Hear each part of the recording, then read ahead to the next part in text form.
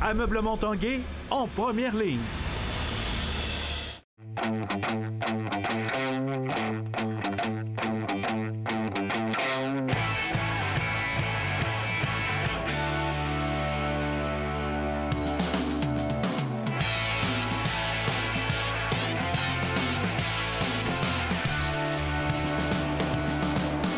À tous, un bon jeudi. Bienvenue à l'Esprit sportif. Aujourd'hui, au Centre Vidéotron, où on prépare l'arrivée des monteurs de taureaux et de leurs bêtes qui seront en vedette ce samedi soir au Centre Vidéotron. On en reparlera un peu plus tard dans l'action. Également, dans l'émission aujourd'hui, on parle d'une école de soccer pour les jeunes. Mais d'abord, parlons du combattant Marc-André Barriault qui fera son entrée officielle dans la prestigieuse UFC ce samedi à Ottawa. Et Stéphane Turcot l'a rencontré à l'entraînement avant son départ. Marc-André Barriault! Si Marc-André Barriault est 2 fois champion du TKO, samedi à Ottawa, tout est à recommencer.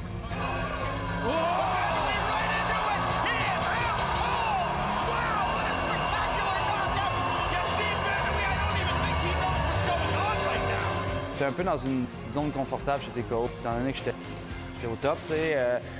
J'étais en haut, je faisais les finales tout le temps, tu sais. Il y avait une pression qui venait avec ça. Moi, je carburais quand même à ça, donc, tu sais, je voulais pas non plus frapper un mur, là. Là, étant donné que je redescends un peu de mon piédestal, c'était à moi de retourner où est-ce que j'étais. Là, je m'en vais quand même faire face à l'élite de mon sport.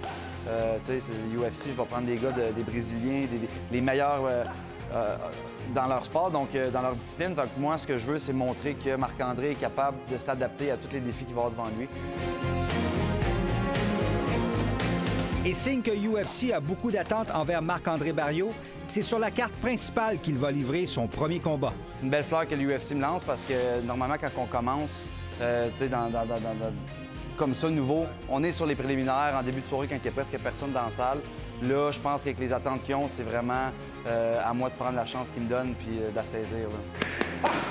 Je m'attends à faire bonne impression en partant. Peu importe le résultat, je pense qu'eux, ce qu'ils veulent voir, c'est quelqu'un qui donne un spectacle, quelqu'un qui met son cœur à l'ouvrage, quelqu'un qui est prêt à redonner à l'organisation, aux fans. Donc, tu sais, que ce soit une décision proche, une défaite, une victoire serrée ou peu importe, ce qui compte, c'est vraiment ce que j'ai eu de l'air un peu dans toute l'organisation, le avant-combat, le combat et le après. Et le premier spectacle qu'il va donner, c'est contre le vétéran de 31 ans, Andrew Sanchez, qui a 14 combats à son compteur. Marc-André Barriault! Barriault sera le favori de la foule, lui qui est originaire de l'Outaouais et compte bien se faire un nom samedi. Je pense que l'UFC vont le voir assez vite, ma valeur, puis de voir à quel point il y a un marché pour Marc-André Barriault, non seulement au Québec, mais ça va me suivre quand même assez loin. Puis je pense que pour ma famille, d'avoir cette chance-là de venir me voir à mon premier combat dans ma cour arrière, on peut dire, on peut pas demander meilleur scénario que ça, là. Ouais, c'est samedi que débute son aventure chez UFC. Stéphane Turcot, TVA Sport, à Québec.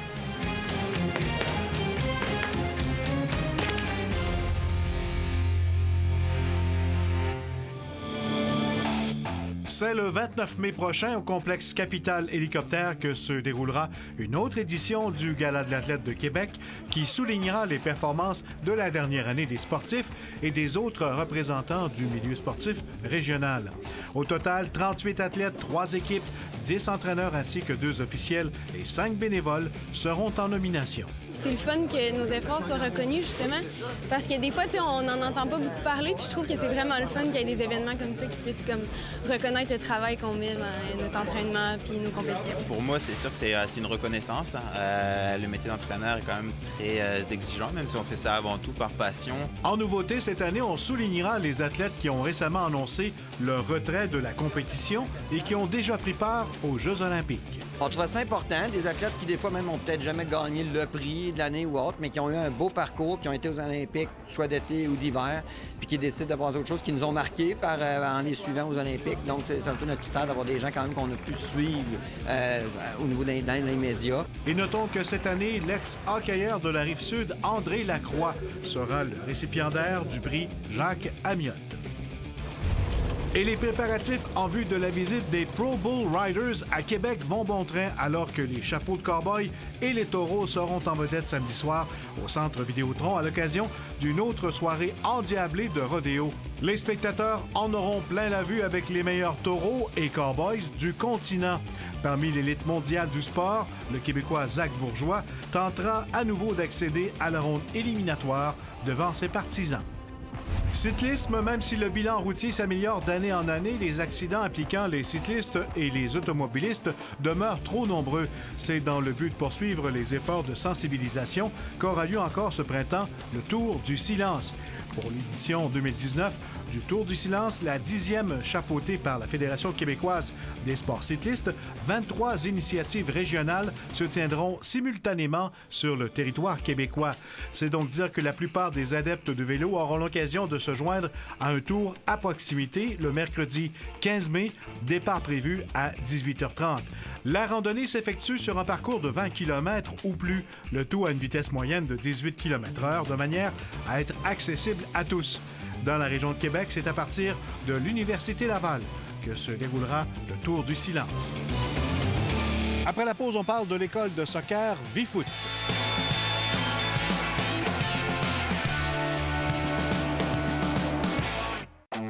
L'Esprit sportif souligne l'excellence du Rouge et Or football. Il n'y a pas que sur le terrain où le Rouge et Or bat des records. Les meilleures foules sont ici, à Québec. Depuis la création du programme en 1995, plus d'1,8 million de spectateurs ont pris place dans les gradins du Stade TELUS, un 13e joueur important pour le Rouge et Or. Saison après saison, l'ambiance y est imbattable. Et que dire des réputés tailgates qui font l'envie de toutes les équipes universitaires au pays. C'est inspiré des programmes européens que l'école de soccer Vifoot développe le talent des jeunes joueurs de soccer dans la grande région de Québec, et ce, depuis 2015. Il y a même une équipe U13 qui se rendra bientôt en France. Le reportage de Jonathan Fournier.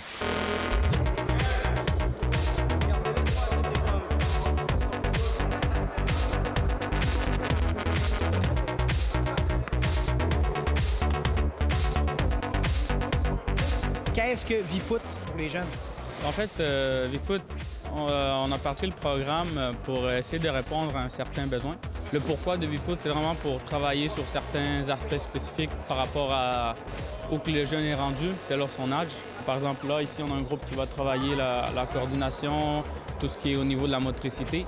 Parce qu'il ne faut pas oublier qu'avant que tu sois capable de botter fort le ballon ou de mettre une grande frappe, il y a des choses qui doivent être développées au départ, les mouvements de base. Donc, on va vraiment se concentrer sur permettre aux gamins d'avoir de maîtriser ces mouvements-là, d'avoir la force nécessaire pour les reproduire.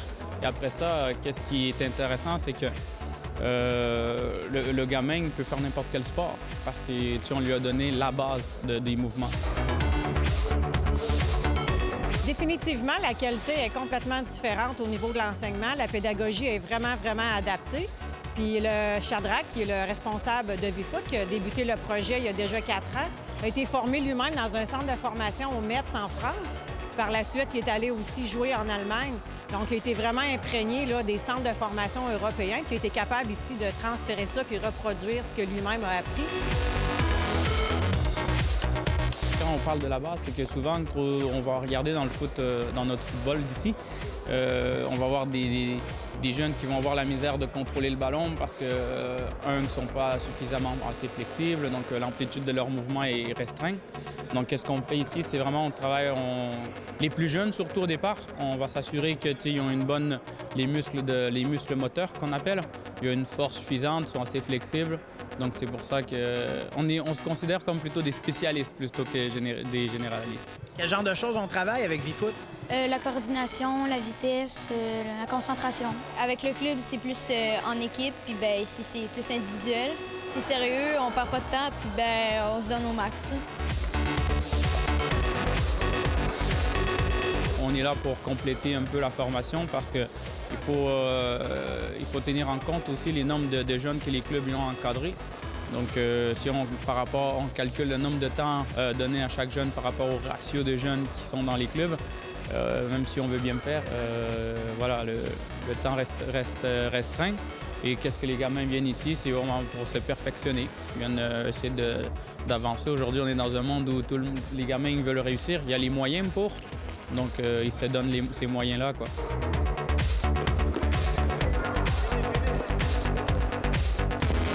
C'est pas juste apprendre aux gamins à jouer au foot, à jouer au ballon. On leur apprend aussi la manière d'être.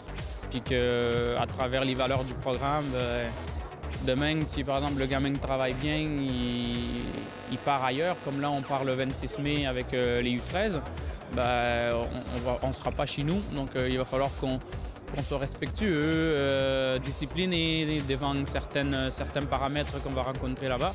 Donc, c'est pour ça qu'au départ, nous, on a choisi certaines valeurs pour nous guider au niveau de l'enseignement qu'on va donner à ces enfants-là. Dans quelques semaines, une quinzaine de joueurs du centre de formation V-Foot partiront pour la France participer à un tournoi international, le Mondial Pupille de Plomelin. On parle quand même d'un tournoi qui a 34 ans. Le Mondial Pupille a été créé en 1985. Donc, c'est quelque chose d'immense. On parle de 90 équipes. Juste le tournoi des garçons est sur 9 stades. Il y a 5 continents qui participent quand même.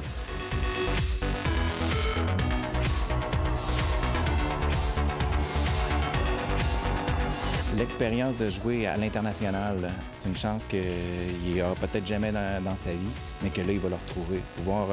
C'est comparable au tournoi Pee-Wee qu'on a ici à Québec, bien, l'avoir en France, une place locale comme ça, c'est que le ballon rond, c'est la priorité.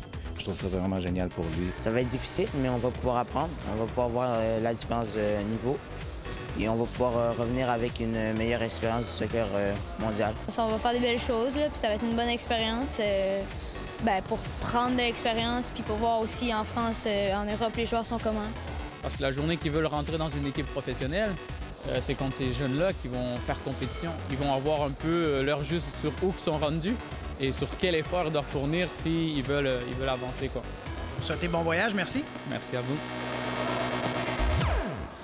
En terminant, je vous rappelle que c'est samedi, ici au Centre Vidéotron, que sera présenté un autre PBR où les monteurs d'autoroutes et leurs bêtes seront en vedette ici, sur cette terre. Voilà, c'était l'Esprit sportif.